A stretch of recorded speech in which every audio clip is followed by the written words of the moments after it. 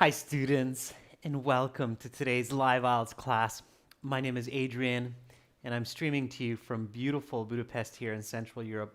I hope everybody is having a great weekend so far, staying healthy, staying strong, positive, and productive. This class is a questions and answers session, hopefully to get those high band scores on the IELTS exam, and it is specifically for members. Once every couple of weeks, we host this kind of class for our channel members to be able to ask any questions about the IELTS exam, English, our products, so that we can give them guidance to better learning. Hi, David. Hi, Carolina. There's some of our members joining in now. Welcome to the class. This lesson is presented to you, as usual, by aehelp.com. For academic IELTS success, please visit us there.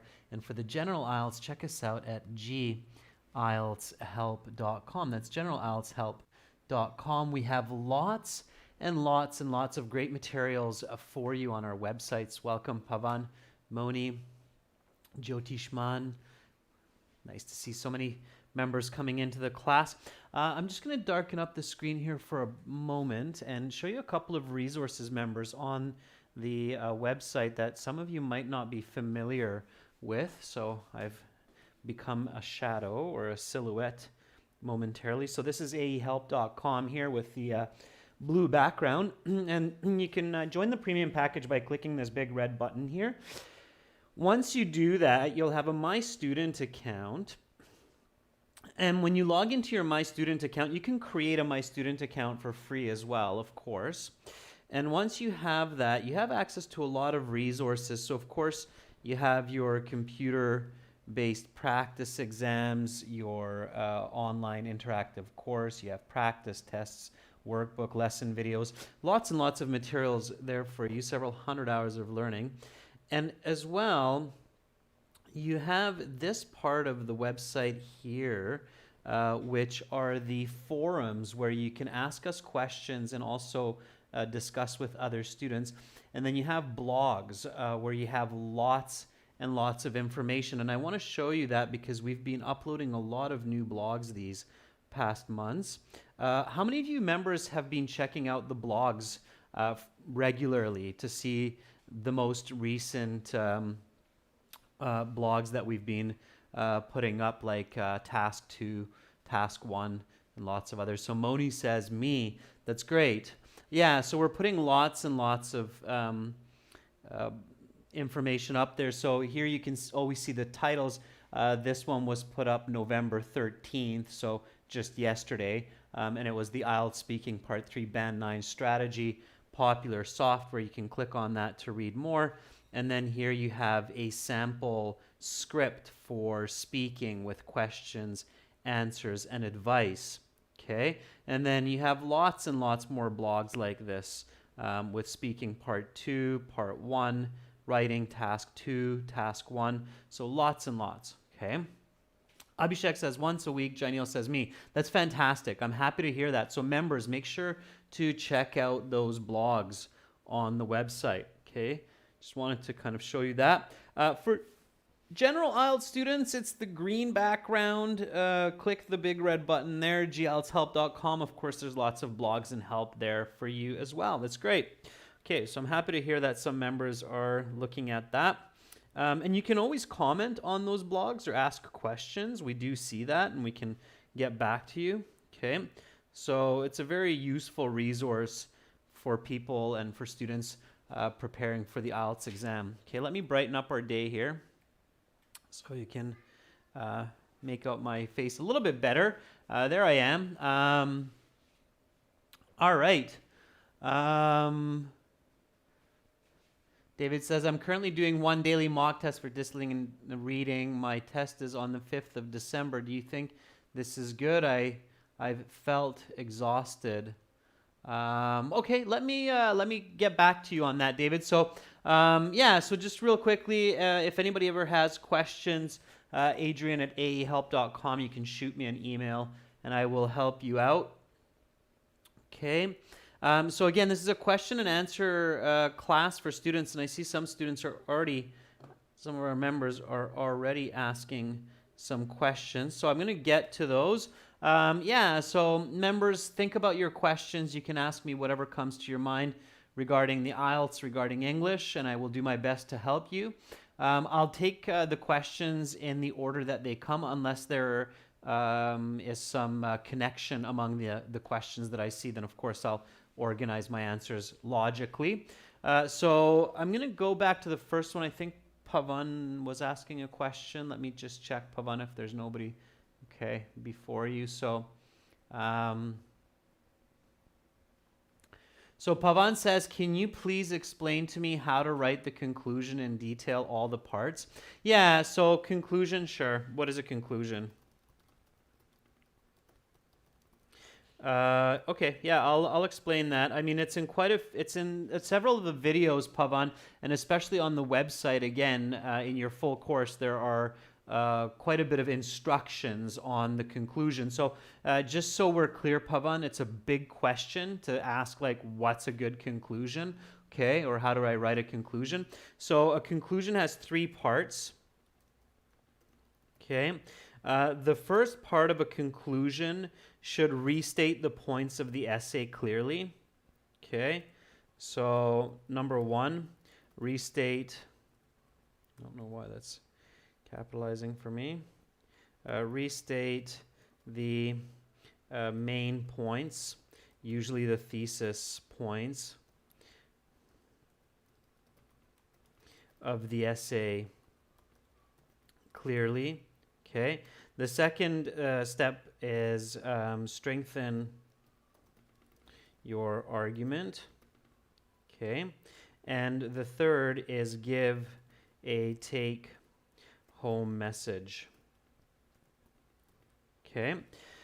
So simply put, Pavan, this is what's included in a standard conclusion. Now, conclusions, once you really get into good literature, they can vary a fair bit. And of course, this is a conclusion to persuasive writing. Narrative writing would have different concepts. So you restate the main points, right?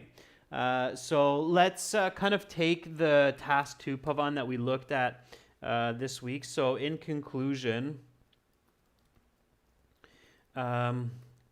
people give money as gifts because it is a quick and simple solution, but this does not justify the intent of building relationships. Okay, so this would be my first part here, Pavan, because I'm restating the points of my thesis. Remember that the point 1 of my thesis was that it's convenient. So another way to say convenient is quick and easy, or quick and simple. Okay. And then I said, well, it lacks sentimental value, or it doesn't truly show caring for the person that we give the money to as a gift. Not like other gifts where we thought about it more and we invested the effort to go and purchase that gift. So here I say it does not justify the intent of building relationships. So this is another way to state my point that that it doesn't really work to show sentimental value. Okay, so this would be my part 1 of the conclusion. Okay, and this is where it's really important to remember a few points that the conclusion is not, but I'll go through those in a second, Pavan. And then part 2 is strengthening the argument. Therefore, I strongly feel that giving cash for special occasions is negative practice. Okay, so this is my part 2 here, Pavan. Therefore, I strongly feel that giving cash for special occasions is a negative practice. Now, notice how here I've added the word strongly. In the conclusion, you can use words which are stronger than the introduction, because in the conclusion of task 2, you have already guided the reader through your essay and through your argument.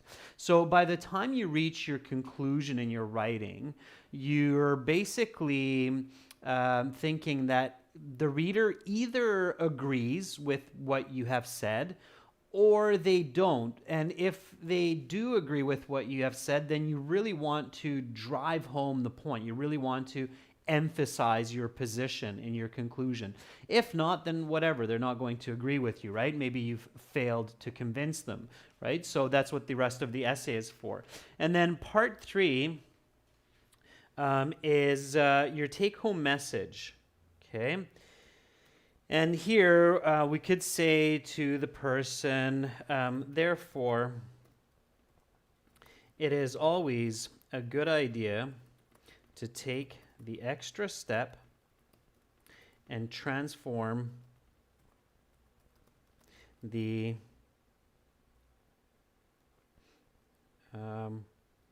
money gift into a more sentimental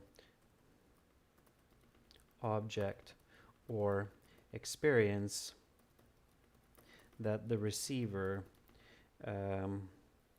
can cherish for a lifetime.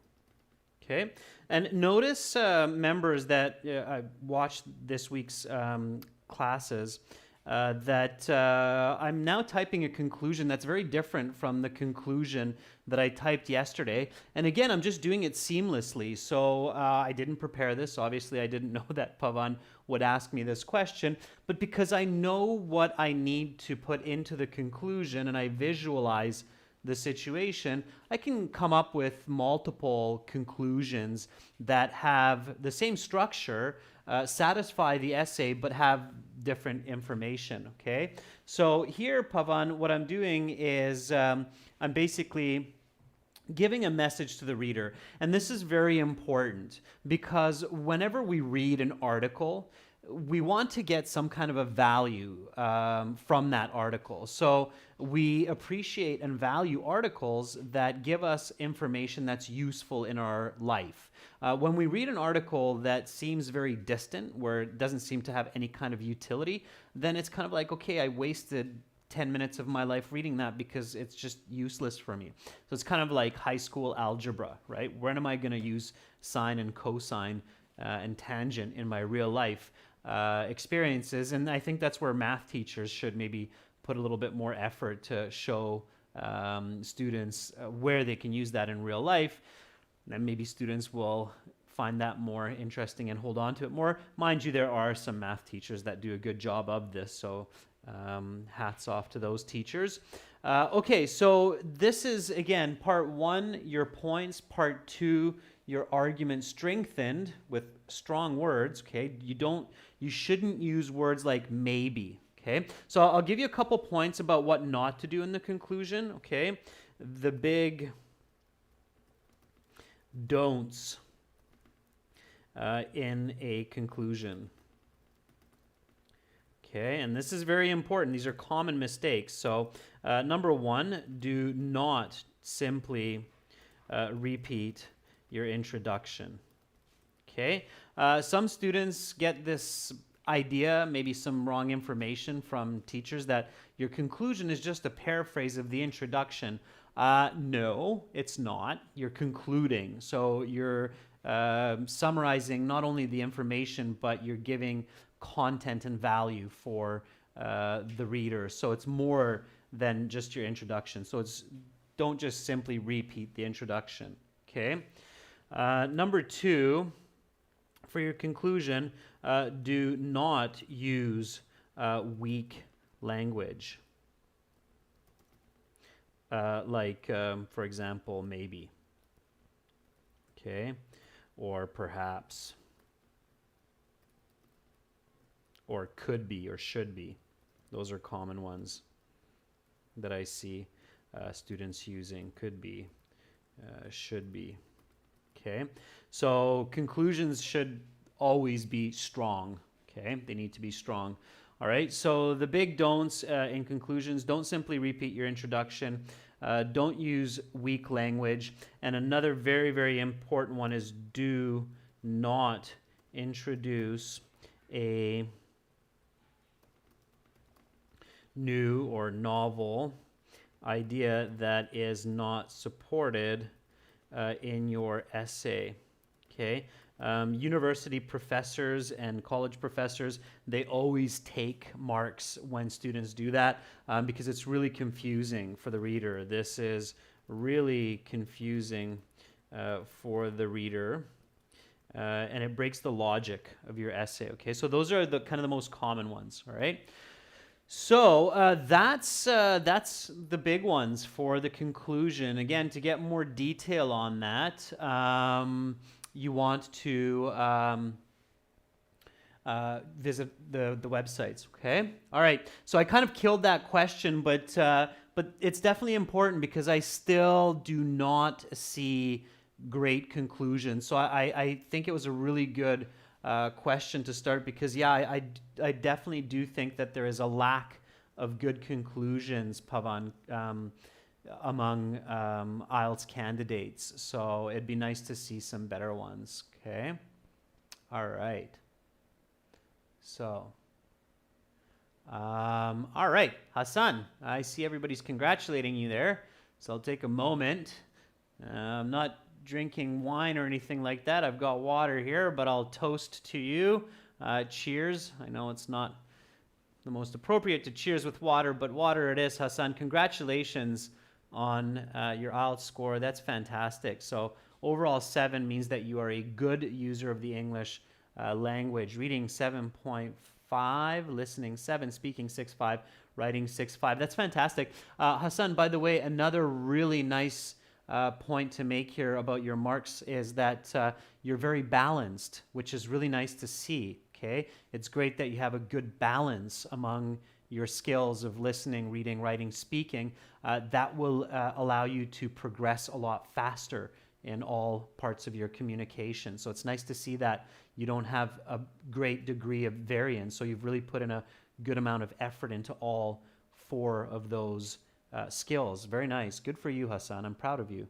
You've been a student of mine for a long time. And I see that you got your admission to Fanshawe College in London, Ontario. Okay. Keep working on your writing, Hassan. That's something that you can improve. Hassan, I definitely recommend spending some time looking at instructions from other experts on writing. Remember your writing fundamentals, Hassan, that you want to understand how to write effective descriptive writing, how to write effective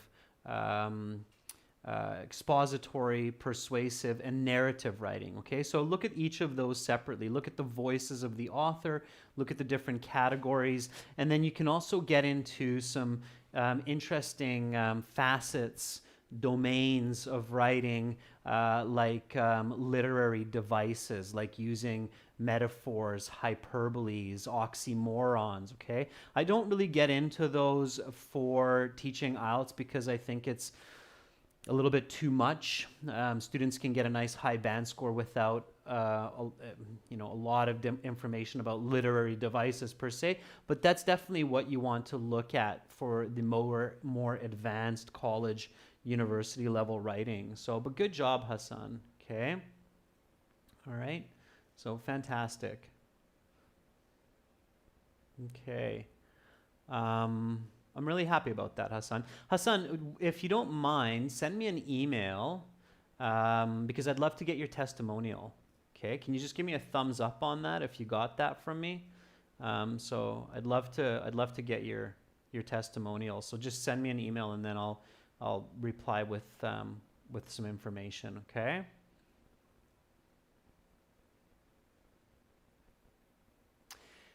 Thanks for saying that, Hassan. Yeah, a lot of students question, like, are the exams as difficult as what we show in the class? And I'm happy that you're saying that it is. Unfortunately, I think there are some materials out there on the web, and in classrooms that are a little bit too easy, and students get the wrong idea about the difficulty of the IELTS exam, and then they get really surprised. Okay, cool, Hassan, I see that. So I'll wait for your email. Thank you. All right, let me get to some other questions. It's nice to see that. I love success stories, students. That's really why we do it. We just love these success stories. So Hassan, it's really nice to see that you've succeeded. Okay, so David has a question here. Simply put, David, you're basically saying that your exam is coming up in roughly 3 weeks, a little bit less, right? So let's say this is David. David's saying, my exam is in a couple of weeks. I'm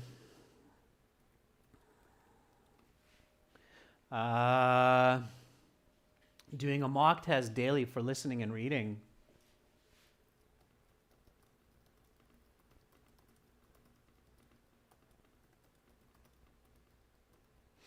And I'm exhausted. Is this a good approach? Yeah, and I think that's a nice question, David, because a lot of students do a similar kind of strategy. So a lot of students follow this strategy of mock test, mock test, mock test, mock test. It's not bad, but David, I don't necessarily think it's the only exercise that you should be doing, or I don't think that you should stress too much about doing this one particular exercise. So my answer here, David, is it's a good idea to do lots of mock tests before your IELTS exam, especially when you're nearing the test date. Okay, but you should always review, identify, and revise as you do these tests.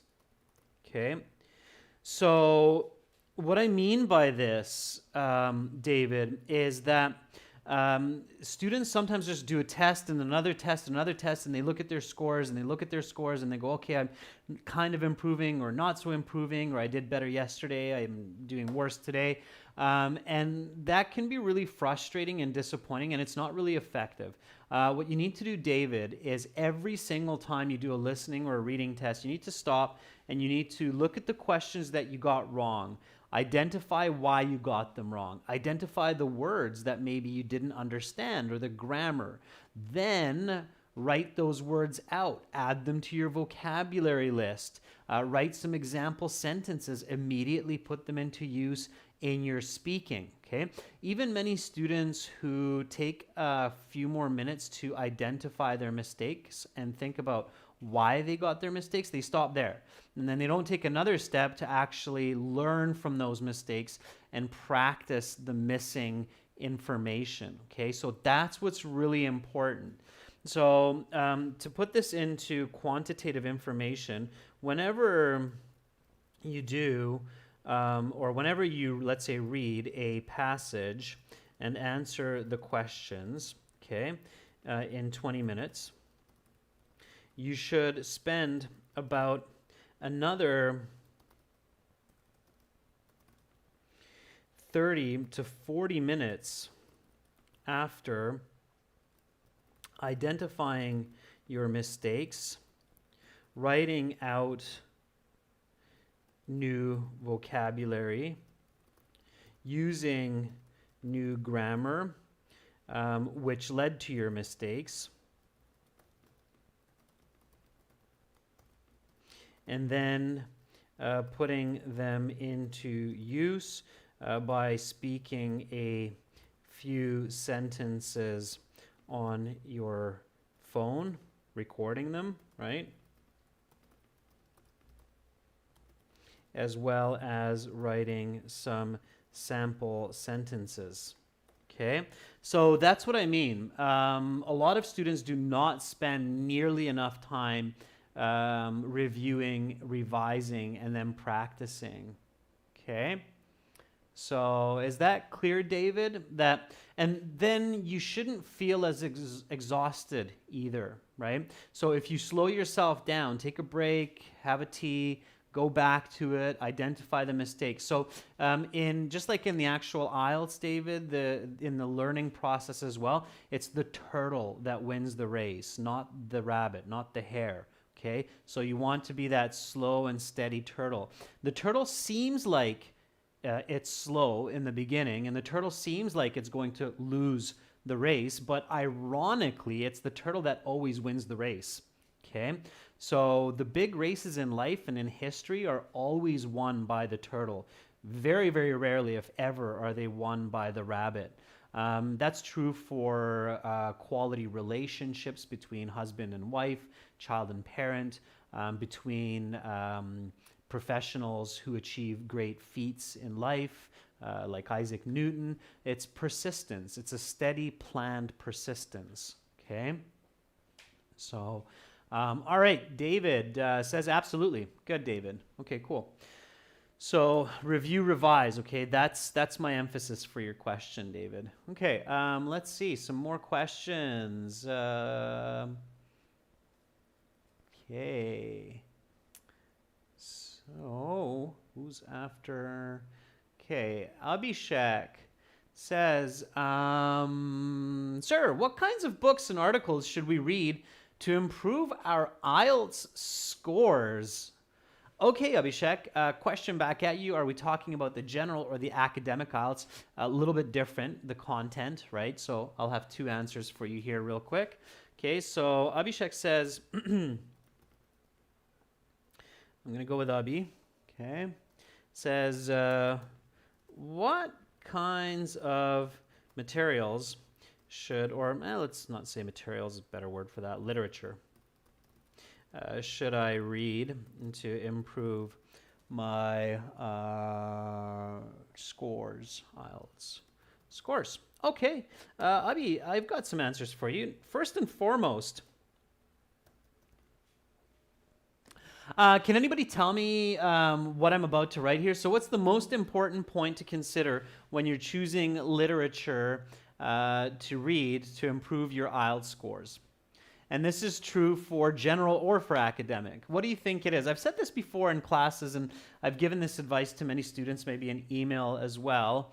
What's the single most important concept to keep in mind when you're choosing literature to improve your knowledge, your thinking, your scores on the IELTS?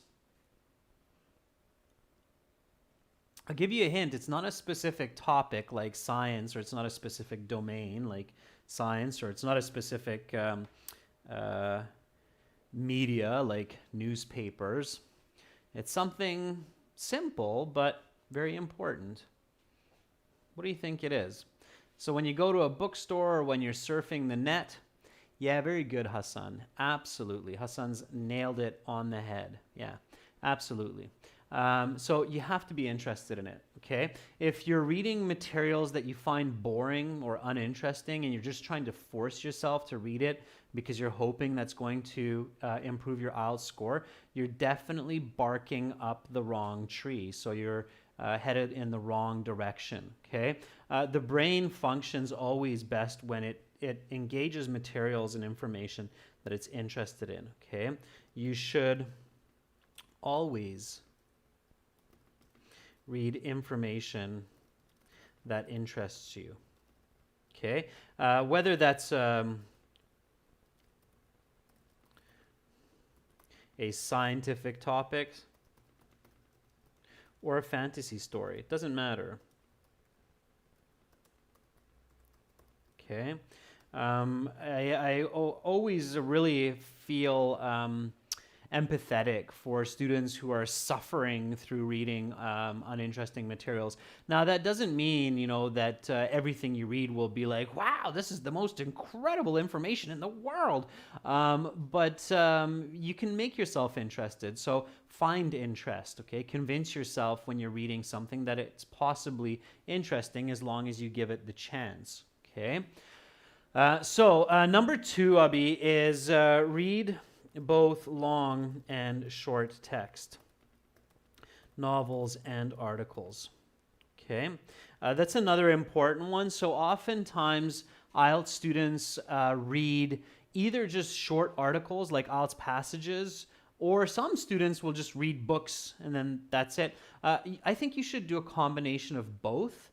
So you should read a novel that interests you, that's an interesting story for you, a biography, a story out of history, a fantasy novel, whatever tickles your fancy, as they say. And you should be reading shorter articles as well. Okay, all right. So read both long and short text, and reading is something that we don't do enough of anyways these days. So I highly, highly recommend it. So both long and short text, and eventually, the other thing that you want to focus on is read from grade 10 level and up. So it depends, of course, on your English level, but you should be reading materials that students read in grade 10, grade 11, grade 12 in high schools in the US, in Canada, okay? So along with that, I have a kind of an interesting suggestion for you here is search online for textbooks for high school, textbooks used in UK, US, Canada, Australia. I'm sure you'll find some. You might even find some hard copies online. Amazon bookstore is a great place to search for these, okay? So search for high school textbooks used in the UK, USA, Canada, Australia online, like biology, earth sciences,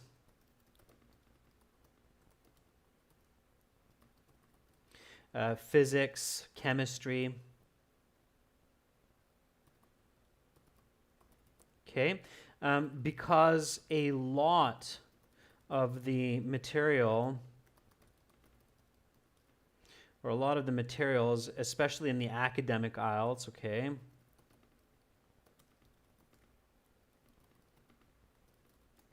are synonymous with this.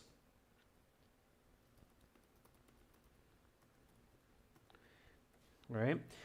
And these books are organized quite nicely. So usually they have like chapter summaries. Pay attention to those, okay? If you find these books, or when you find these books, pay attention to the chapter summaries. All right, this is kind of a special little trick or tip, if you will, that I'm giving you here. So pay attention to chapter summaries, where the books emphasize key vocabulary and concepts. Okay, all right. So that's really good, especially for those of you who are taking the academic IELTS. Okay, general IELTS pamphlets, brochures, information articles about resorts, or instructional manuals. So for general IELTS, you can read books like Dummy's Guide and Idiot's Guide. Can be good to read, okay? So for general IELTS, instructional books are good to read, like the Idiots and Dummies series. Does everybody know what I'm talking about when I say Idiots and Dummies series? Those are quite well known. They're these yellow books.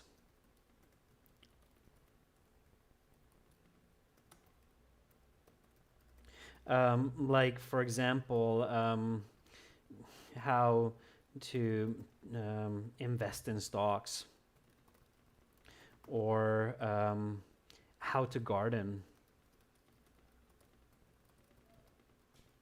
Okay. So anybody familiar with those? The dummies books? Gardening for Dummies. They're these kinds of titles, or stock investing for dummies, or using Microsoft for dummies.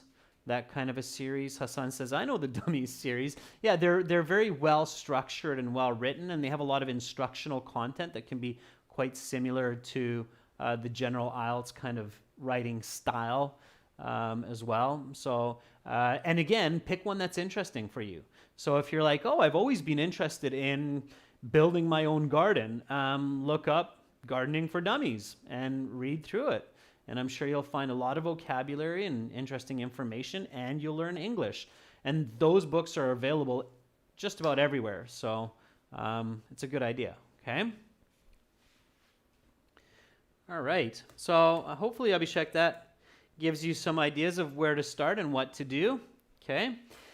All right. Let's take a look at some more questions. Lubna, I'll get there in a moment, okay? Let me see who's coming after this question by Abhi. Okay. All right, David, I've already answered one of your answers, so I'm going to skip yours for now, okay, just to kind of be fair and look for some others as well, so I can... okay. So Lubna says, I have one doubt: if I miss a punctuation mark like commas and semicolons, or if I place them wrongly, does it affect my marks? Yeah, it does, Lubna. Absolutely. So so Lubna's asking,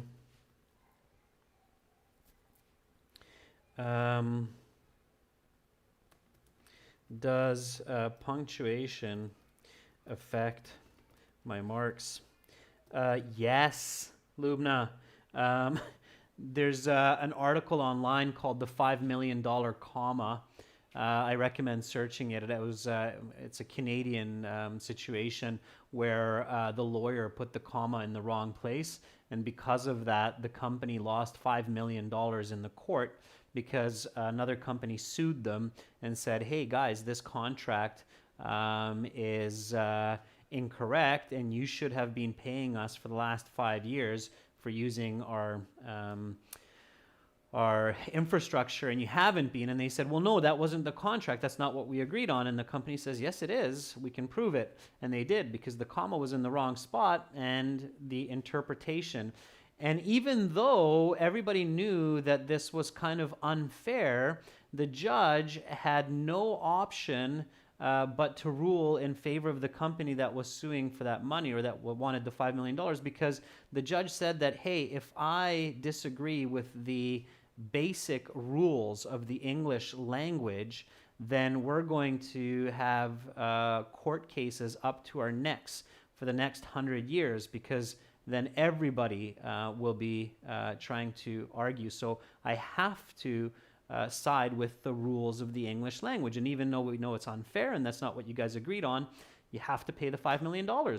So the rules of punctuation are in many ways, and this is kind of tricky, I hate saying this, but in many ways are written in stone. So yes, Lubna, punctuation matters a lot. So does punctuation affect my marks? Yes.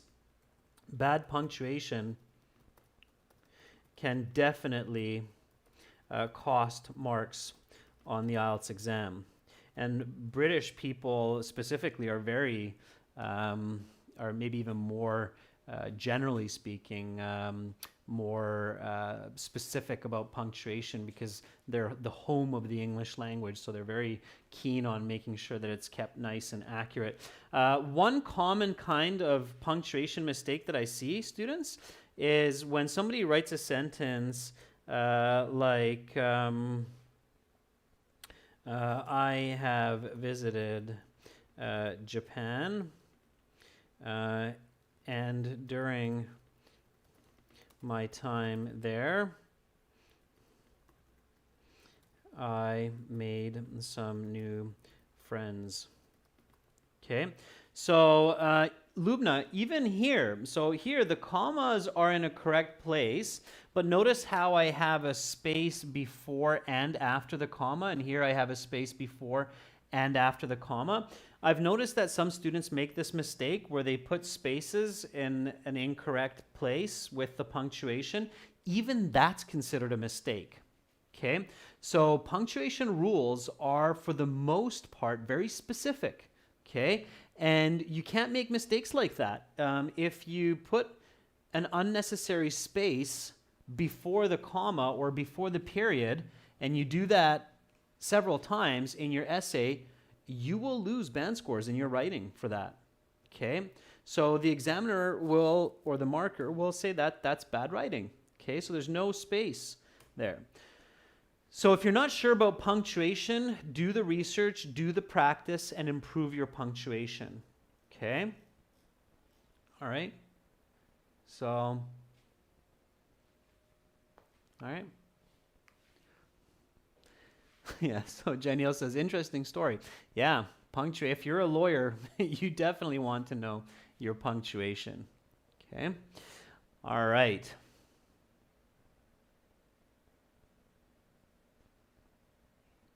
All right, so let me just, I see lots of questions, students. It's fine. I'm going to try to get to a couple more here. Let's see who's coming up after Lubna. So, yeah, and in professional life, definitely careful with punctuation. Okay, Moni says, although my purpose of taking IELTS is to migrate with a work visa, I need to clear academic IELTS with a band 7 or above. I don't know the reason why. Yeah, Moni, that's a good question. So basically, Moni's asking, like, why do I... Okay, yeah. So yeah, Moni, it's a tricky one, all right, but I'm going to answer that one for you. So Moni says, although I need IELTS for migration or immigration, let's say that. You emigrate out of your country, you immigrate into another country, you migrate between the countries, but the idea here is that you need it for immigration. I'm required to do the academic and get a band score of 7 or more. All right, students, the answer, Moni, the answer here is depending on your situation. So it could be because you're looking for a work visa, or because you're being sponsored by a company or employment. It could be that you are being fast-tracked. So there are different types of immigration systems. I know that Canada has quite a few different kinds of ways that you can enter Canada, and some people want to do what's called a fast-track visa, which requires a band 7, I think, in listening, reading, writing, and a band 8 in speaking. Okay, so there is no rule that only general IELTS is used for immigration. Okay, the academic IELTS, because it's, of course, using more professional language, it makes sense that if somebody is applying for a work visa and they need to show English proficiency, it often makes more sense to require the academic IELTS, because the government is basically saying, hey, if you're coming here to work, you need to show to us that you're able to function in the native official language of the country in a work environment. So you're not just simply here to slowly kind of melt into the culture, but you're here to start work right away. So the answer here is always double check, double, triple, double with an E, with an L. Check your visa requirements, as these can be very specific, very extensively, and change from time to time. Okay, so different versions, or either the academic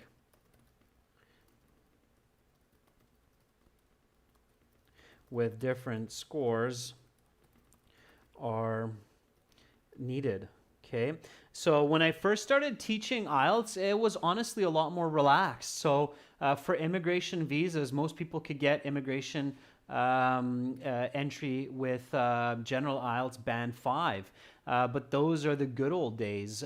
These days, basically no country, I believe, will accept a band 5 for a primary applicant because it's simply not good enough anymore. So the speed of life and the level of competition among people in the world using English has increased so much that it's increased by a good band score when it comes to the IELTS. So that's life. The more of us there are, the more we want kind of the same goals, the more competitive it becomes. So Moni, you have to check with your specific application type, but it's likely that it's because it's a work visa. It might be because it's a faster road to getting the visa that you're required to do the academic. Okay. Yeah, Moni, we do have a punctuation lesson on the blog, absolutely, about how to use commas. We have a couple of them up there, so thanks for sharing that. I just saw that comment at the end. Okay, let's see. Who's after Moni here? Lots of great questions today.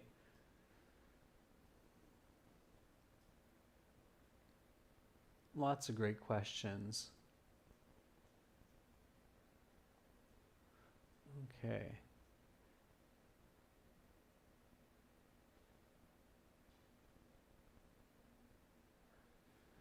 Maksud is asking a good one. It kind of ties in with what David asked earlier. So Maksud is asking, what's best to do 3 days before the exam?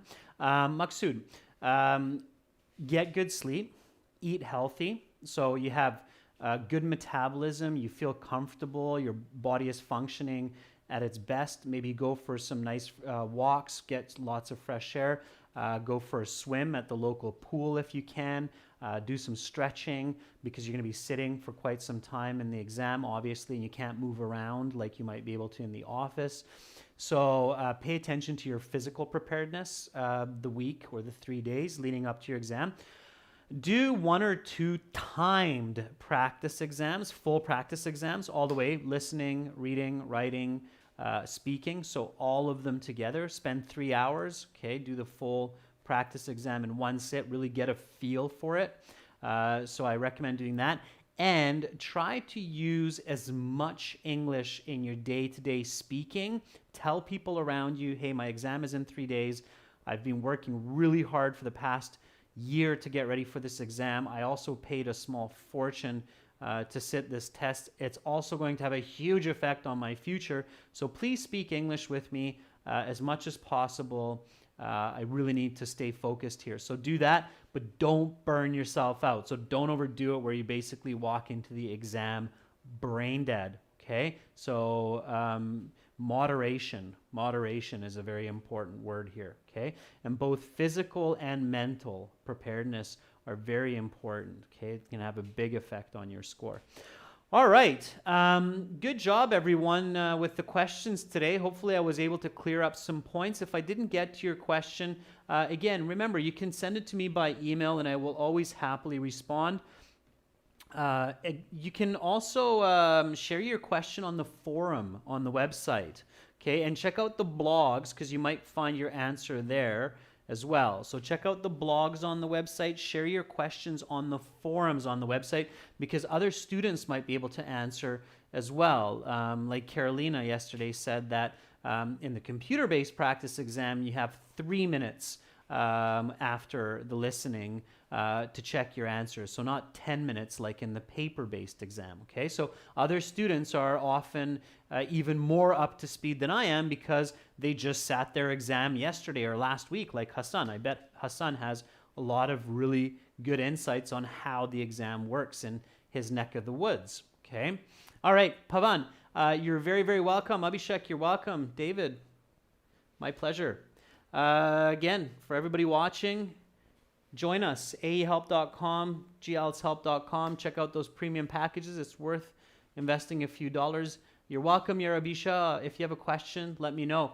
Coming up in 30 minutes, speaking part 2 cue card. I got a good one for you today to end this week. Hopefully I will see you there. Have a nice break. Bye for now.